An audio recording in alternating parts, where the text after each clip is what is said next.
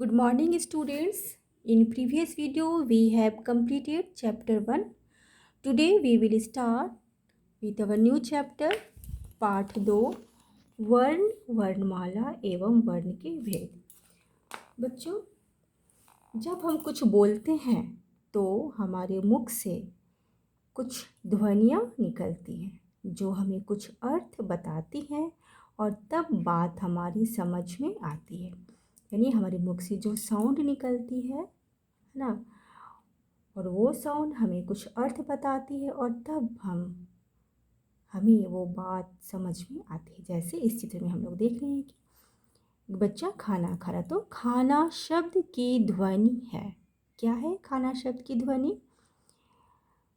खा ना, मतलब ख में आ की मात्रा खा, न में आ की मात्रा ना, खाना। इसे देखो यहाँ पर तोड़ कर किस प्रकार बताया गया है। ख में हलंत जोड़ आ, जोड़ न में हलंत जोड़ आ ना। खाना शब्द की ध्वनि को तोड़ कर यहाँ पर बताया गया कि किस प्रकार हमारे मुख से आवाज़ निकलती है। खाना शब्द की ध्वनि किस प्रकार निकलती है। तो बच्चों, जैसे कि हम जानते हैं कि ख ये व्यंजन के नीचे जो हलंत लगा है और इसमें जब स्वर जुड़ जाता है तो यहाँ पर कौन सा स्वर जुड़ा है? आ, है ना। तो आ स्वर की मात्रा चिन्ह ये है, इसे हम लोग मात्रा बोलते हैं, है ना।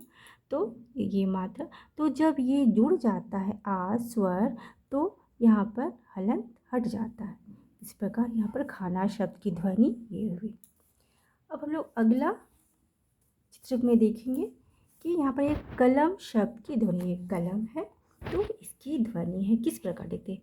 क ल म कलम, यहाँ पर कोई भी मात्रा नहीं है ना। तो क्या है? क में हलंत जोड़ अ, जोड़ ल में हलंत जोड़ अ, जोड़ म में हलंत जोड़ अ। ठीक है, ये कलम शब्द की ध्वनि है और हमारे मुख से इस प्रकार इसकी ध्वनि निकलती है ना। तो चूँकि हम जानते हैं अस्वर की कोई मात्रा नहीं होती है, इसलिए क ल म कलम इस प्रकार लिखा जाता है। तो बच्चों, इन ध्वनियों को और छोटा नहीं कर सकते। किन ध्वनि को? ये जो खाना शब्द की ध्वनि जो छोटा करके लिखा गया है, कलम शब्द की ध्वनि, तो इन्हें हम और छोटा नहीं कर सकते।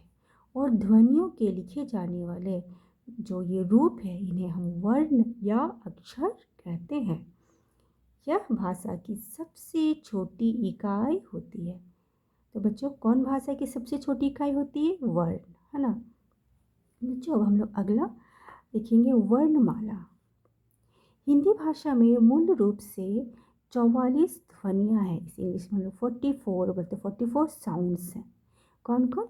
देखो, जिनमें स्वर 11 हैं तथा व्यंजन 33 हैं। इन्हें जब हम एक क्रम से लगा देते हैं तो वह वर्णमाला कहलाती है। कौन? जब स्वर और व्यंजन को जब हम मतलब एक क्रम से लगा देते हैं तो वह वर्णमाला कहलाती है। जैसे बच्चों, यहाँ पर एक चित्र में दिखाया गया है कि यहाँ पर बहुत सारे मोती इधर उधर बिखरे पड़े, लेकिन इनका कोई भी उपयोग नहीं है ना। लेकिन जब इन्हीं मोतियों को जब हम एक माला के रूप में बना देते हैं, एक धागा में जब इसे हम पिरो देते क्रम से सीरियल वाइज, तो यह क्या होगी? एक माला बन जाती है। मोतियों को जब हम सीरियल वाइज, है ना, एक धागा में जब हम डालते हैं तो यह क्या हो गया? माला बन गई। और इसका हम क्या करते हैं? उपयोग करते हैं, है ना। और यही मोती जब यहाँ पर बिखरे पड़े हैं तो इनका कोई भी उपयोग नहीं है। बच्चों, अब हम लोग अगला देखेंगे वर्ण के भेद। तो वर्ण दो प्रकार के होते हैं, पहला है स्वर और दूसरा है व्यंजन। बच्चों, हिंदी में 11 स्वर हैं। कौन कौन? अ, आ, हर्ष ई, दीर्घ ई, हर्ष उ, दीर्घ उ, री, ए, ऐ, ओ, औ। ये 11 स्वर हैं। इसी प्रकार हिंदी में मूल रूप से 33 व्यंजन हैं। कौन कौन? क से लेकर ह तक ये 33 व्यंजन हैं। क, ख, ग, घ, अंग, च, छ, ज, झ, ञ, ट, ठ, ड ढ मूर्धन्य त थ द ध न प फ ब भ म य र ल व तालव्य मूर्धन्य दंतस्य ह। ये पूरे 33 क्या है व्यंजन।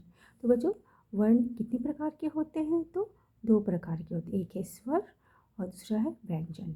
स्वर की संख्या कितनी है, तो 11 और व्यंजन की संख्या कितनी है 33। ठीक है बच्चों, अब हम लोग एक्सरसाइज अगली वीडियो में हम लोग देखेंगे। इस पुस्तक की जो एक्सरसाइज है से हम लोग अगला वीडियो में हम लोग देखेंगे।